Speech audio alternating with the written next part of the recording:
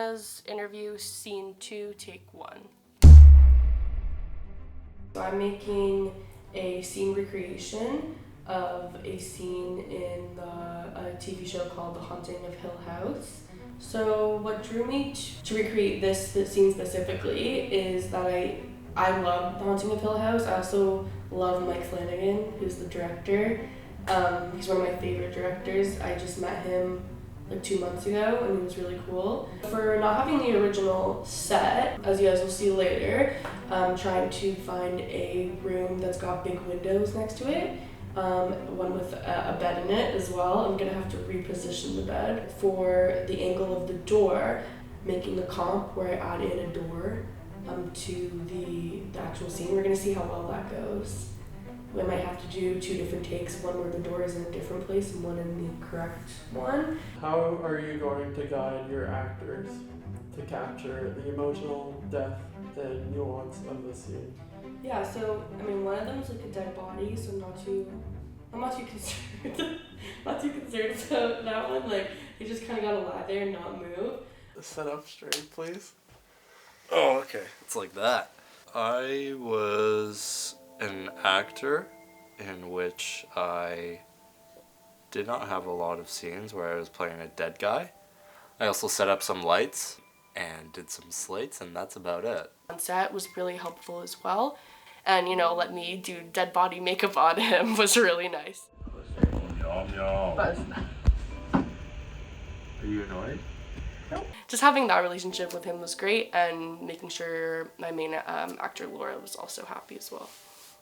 Honestly, Hannah made the process really easy, and because, it's such a short scene, any challenges that I had were really quickly answered because Hannah knew so much she had an answer for all of my questions pretty immediately. Problems that I faced during production, the biggest one was that Laura, because of traffic, wasn't able to get here until about 45 minutes until after she was supposed to get here. But what I was able to do is film almost all the scenes that she wasn't in right before she got there, and then right when she did, have everything perfectly set up. So that was a challenge because I just wanted to make sure none of the actors were there for too long, or the crew was there for too long. My planning stage, I think, went pretty similar to what I expected it was going to be. I thought it was actually going to take a lot longer than it did, but the setup definitely took the longest, and I also kept losing things every 30 seconds. Okay, and action. Like, the doorknob's not turning.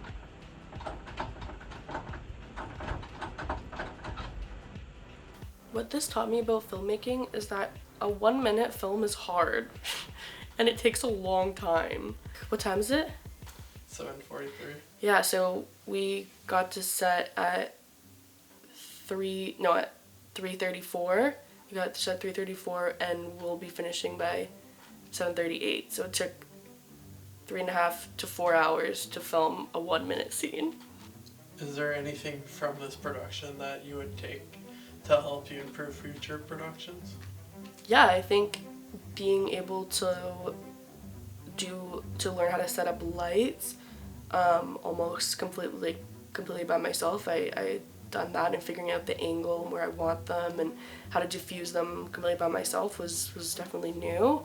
And also learning how to film properly on my phone was very helpful.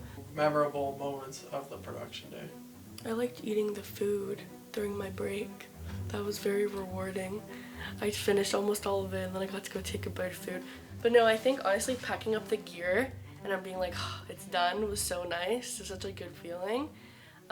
And I think that having such great actors was also really rewarding, because if they weren't here, I wouldn't have been able to do it, and just watching them do such a great job, it felt really good. Right. So thank you for this interview, and You're welcome. And that's a wrap. That's a wrap.